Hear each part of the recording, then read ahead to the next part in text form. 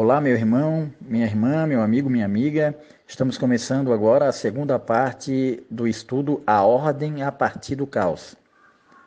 No livro de Mateus, capítulo 24, versos 3, a palavra diz o seguinte: E estando assentado no Monte das Oliveiras, chegaram-se a ele os seus discípulos em particular, dizendo: Dize-nos, quando serão essas coisas? E que sinal haverá da tua vinda e do fim do mundo? É de conhecimento de todos que Mateus 24 ali se refere à previsão que Jesus fala sobre a destruição de Jerusalém, e também Jesus prevê os sinais da sua segunda vinda.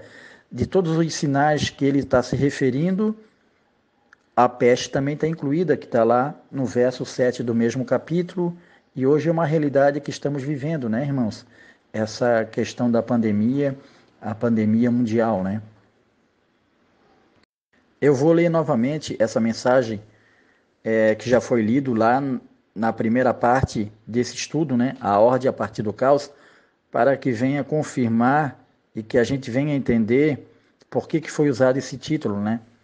A ordem a partir do caos é o lema do 33º grau da maçonaria. A engenharia social controlada pela elite mundial baseou-se nesse lema para desenvolver uma das mais bem-sucedidas estratégias de manipulação de massas. O conceito é fácil de entender. Na plena estabilidade, as massas tornam-se coesas e difíceis de serem manipuladas.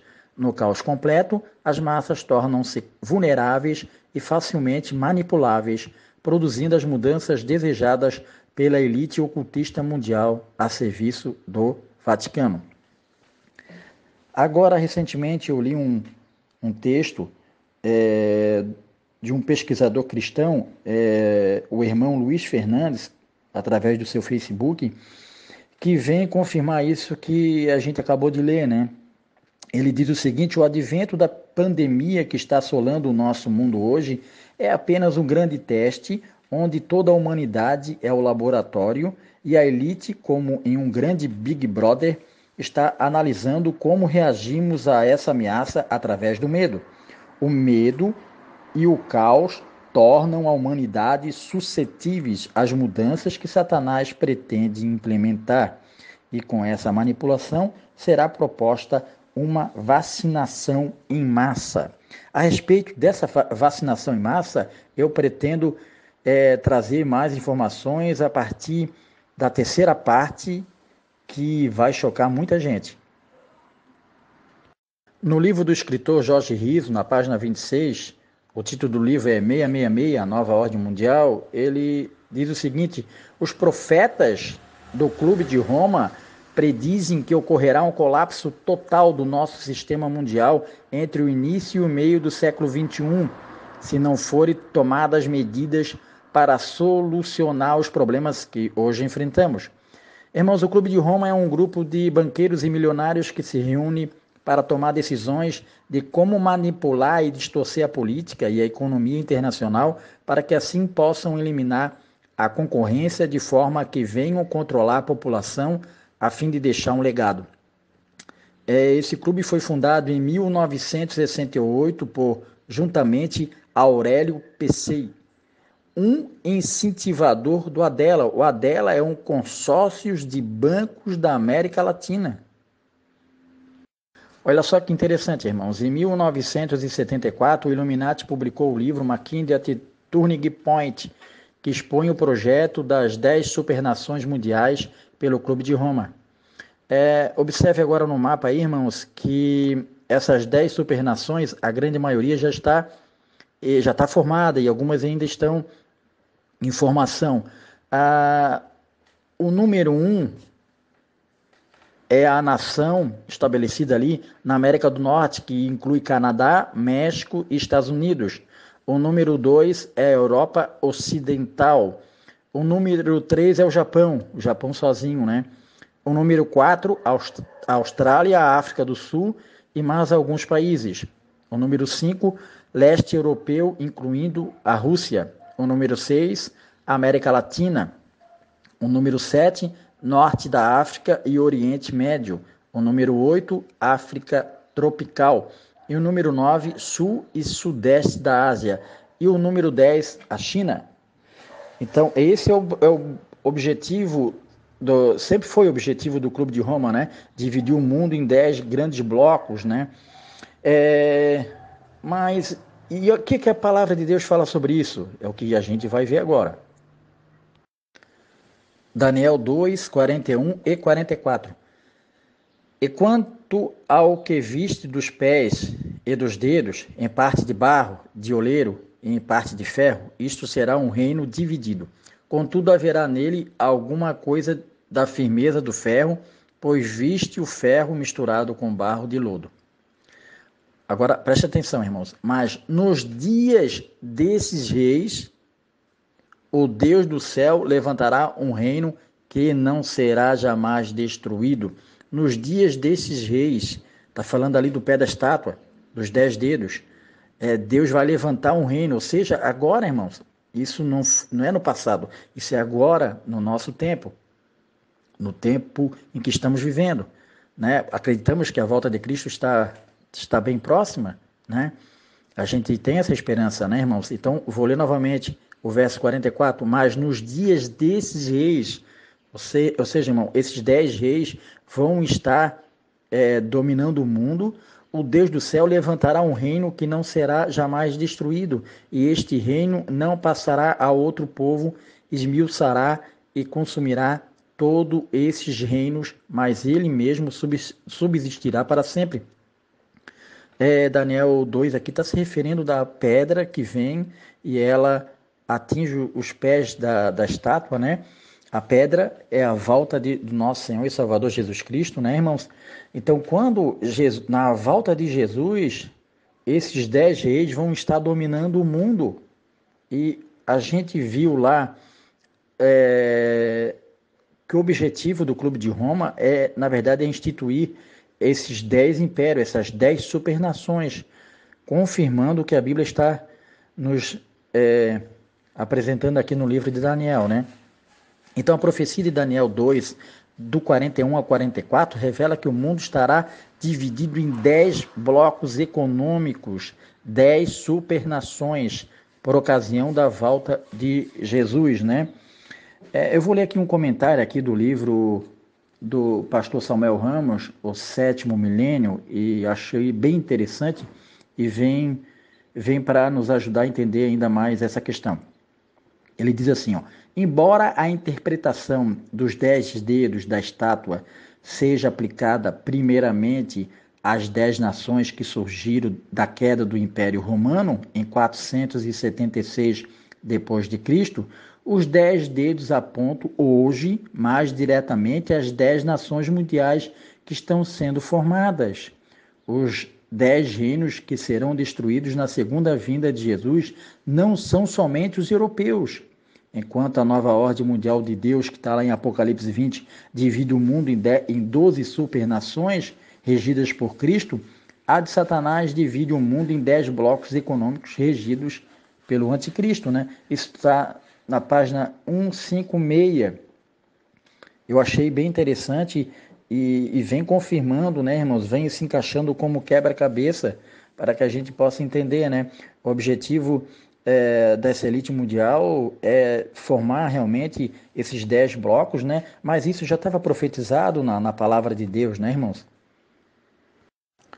Daniel 2,47. Respondeu o rei a Daniel e disse, certamente o vosso Deus é Deus dos deuses e o Senhor dos reis e revelador de mistérios, pois pudeste revelar este mistério. Então, Deus, né, apresentou essa revelação para Daniel e ele expôs todo o sonho do rei Nabucodonosor. Vem se referindo desde o Império da Babilônia até os nossos dias, ali nos 10 dedos da estátua, nos pés da estátua, onde estamos hoje, onde estamos vivendo nesse período, né, irmãos? Então, só falta agora acontecer, irmãos, o estabelecimento dessas 10 supernações já está aí, irmãos, já é uma realidade, e agora falta só a pedra atingir tudo isso, né, que é a volta do nosso Senhor e Salvador Jesus Cristo. Essa é a nossa esperança, essa é a razão do nosso viver, né, irmãos? No livro que eu já citei, o Sétimo Milênio, né, do pastor Samuel Ramos, na página 154 e 155, ele diz o seguinte: a profecia de Apocalipse 17:12 revela a estratégia de Satanás na implantação do governo mundial. E os 10 chifres que viste são 10 reis, que ainda não receberam o reino, mas receberão poder como reis, com a besta. Estes têm o mesmo intento e entregarão o seu poder e autoridade à besta. Apocalipse 17, de 12 a 13. Deus revela que no tempo do fim, Satanás dividiria o mundo em 10 reinos e os colocaria sobre o poder do Vaticano. Os 10 reis ainda não receberam o reino, porque esses reinos estão em processo de formação. O que a gente falou, estão em processo de formação, né? Vale lembrar também, irmãos, que o Apocalipse 17 é uma profecia escatológica, ou seja, para o tempo do fim. Está se referindo agora, como Apocalipse 13 também. Apocalipse 13 também é escatológico, né? São eventos para o nosso tempo agora, ok? Saiu no adventistas.com, nova ordem mundial, Papa ecológico usa a farsa do aquecimento global para propor solução a partir do caos. Achei bem interessante essa matéria que saiu no adventista.com, né, que vem confirmando a linha de raciocínio que a gente está pretendendo apresentar aqui para os irmãos, né? E nesse comentário que eu vou ler agora, também fala das 10 supernações, né? Finalmente estamos no fim do tempo do fim. Parece redundância, porém é pura realidade. Última geração, último Papa, último apelo aos moradores da Terra. Apocalipse capítulo 14, se referindo às 3 mensagens angélicas, né? Que providencial esse tema, a tempestade se aproxima. Quão próxima ela realmente estava em novembro de 2019, quando o pregador oficiou o sermão. Agora já estamos em plena tempestade e cada palavra é como se ele estivesse lendo o jornal de hoje, 10 de abril de 2020. O capítulo 17 do livro do Apocalipse está se cumprindo diante de nós, ou seja, a formação dos 10 blocos econômicos que logo darão suporte ao papado para impor seus decretos e leis humanas que irão restringir a liberdade dos verdadeiros adoradores de Deus e, por fim, o grande e quase infalível engano do diabo, que será a personificação de Jesus na imitação de sua volta. Estejamos todos preparados. Deus tenha misericórdia de todos nós. Papa Francisco corajosamente promove sua religião mundial. Saiu no Polígrafo. Preparando-se para 2020, o Papa Francisco convocou uma reunião para estabelecer quem estará dentro de sua nova ordem mundial. Em maio de 2020, Francisco fará uma aliança ou um pacto com antecedentes espirituais, onde todos os líderes políticos do mundo estarão, onde serão abordadas questões sociais e educacionais. Então, o Papa Francisco pede para aderir à nova religião que ele estabelecerá em 2020, mas essa reunião foi transferida, se eu não tenho certeza se foi setembro ou outubro desse ano, por causa da questão da pandemia, né? A encíclica climática do Papa Francisco, Laudato Si, foi criada para ser implementada como legislação. É isso que especialistas e estudiosos católicos estão dizendo sobre essa encíclica papal. Isso não foi escrito para ser simplesmente uma peça de conversão para pastores e igrejas. De acordo com especialistas católicos, Laudato Si é uma legislação que eles estão prevendo que se tornará lei dentro de 10 anos ou menos. É apenas uma coincidência que Laudato Si tenha sido promovido recentemente durante uma reunião de alto nível entre o governo dos Estados Unidos e o Vaticano? É apenas coincidência que Roma esteja empurrando o Laudato Si por mais de 650 organizações católicas em todo o mundo? É apenas uma coincidência que Greta Thunberg esteja levando a mensagem climática do Papa para a América e o mundo?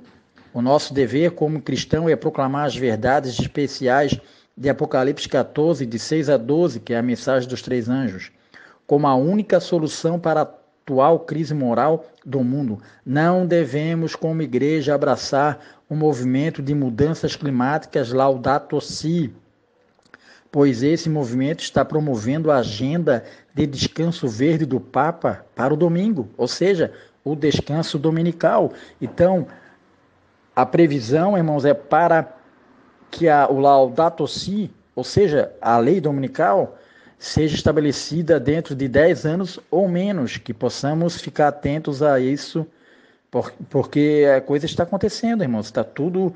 Agora as profecias são tudo questões rápidas, né? São profecias que se cumprem rapidamente, né? Nós estamos já no final de tudo. Saiu no Advent Messenger. Teólogo jesuíta prevê que Laudato Si se tornará lei em 10 anos ou menos. Laudato Si, novamente, estou confirmando para os irmãos, é lei dominical, irmãos. Laudato Si é lei dominical. Também no Advent Messenger, mais de 650 organizações católicas em todo o mundo estão trabalhando para implementar a lei do Domingo Verde do Papa.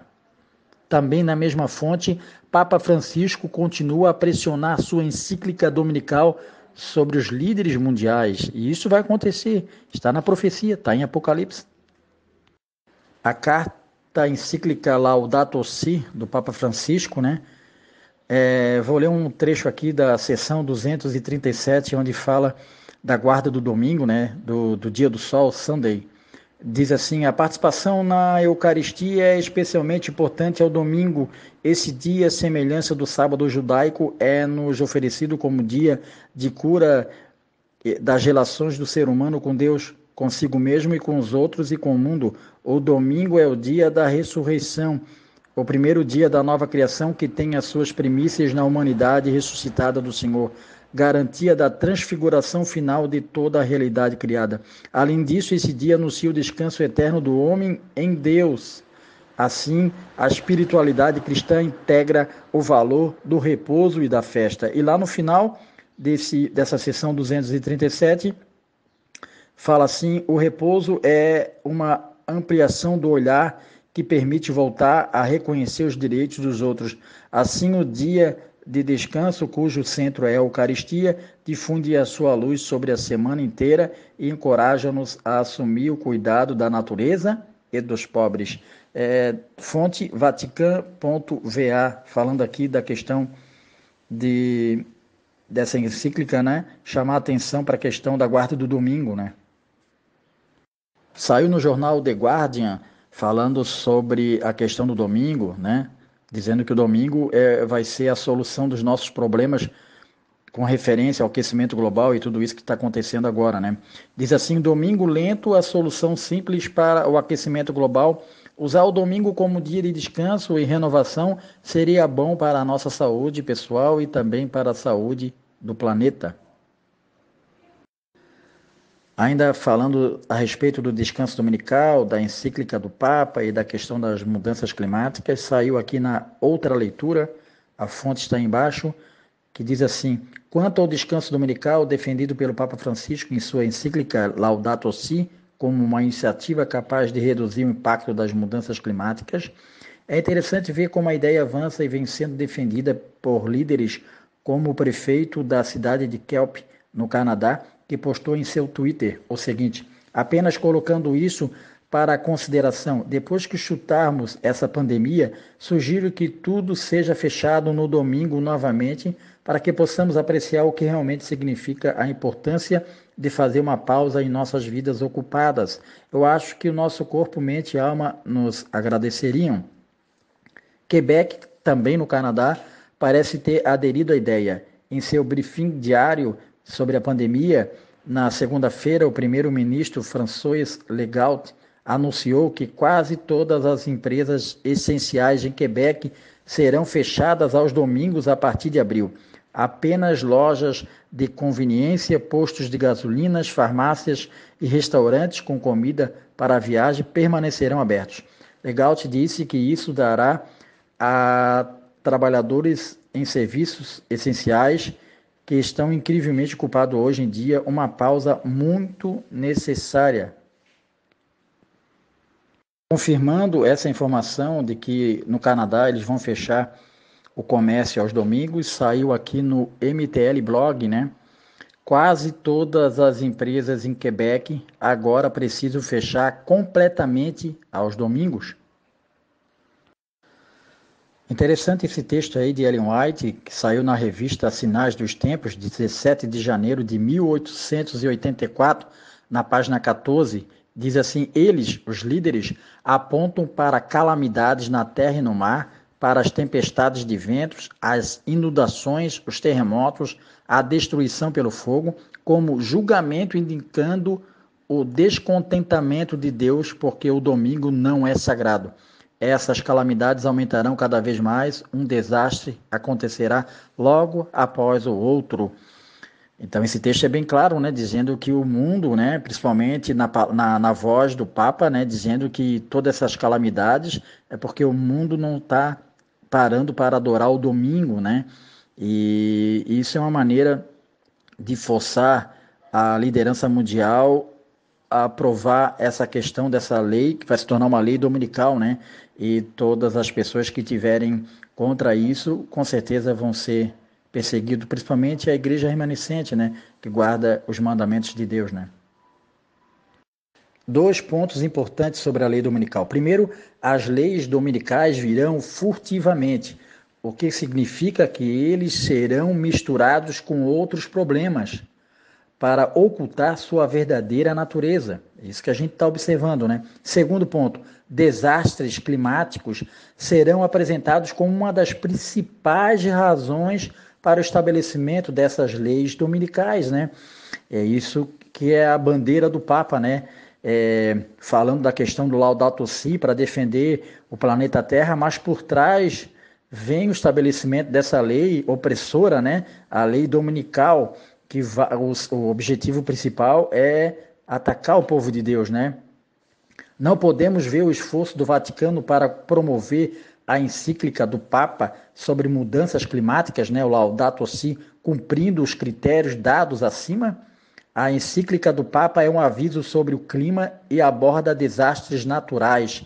De acordo com o texto atual de Laudato Si, possui uma provisão para o descanso no domingo, seção 237, que a gente leu, uma parte dela, e uma provisão de aplicação da lei, seção 179. A ligação entre a suposta crise do aquecimento global e o descanso dominical obrigatório era óbvio demais para passar desapercebido. A adoração luciferiana, através da guarda do domingo, será imposta ao mundo mediante legislação civil, conforme o Apocalipse já havia revelado. O verdadeiro dia de guarda, o sábado do sétimo dia, será pisado pelo mundo. De que lado você vai ficar, meu irmão?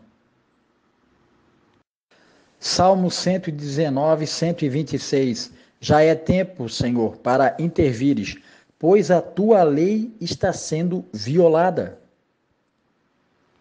Então, para finalizar essa segunda parte, Josué 1,9 traz uma mensagem aqui para dar ânimo, né, para o povo de Deus nesse momento que estamos vivendo, né? Não te mandei eu? Esforça-te e tem bom ânimo. Não temas, nem te espantes, porque o Senhor teu Deus é contigo, por onde quer que andares.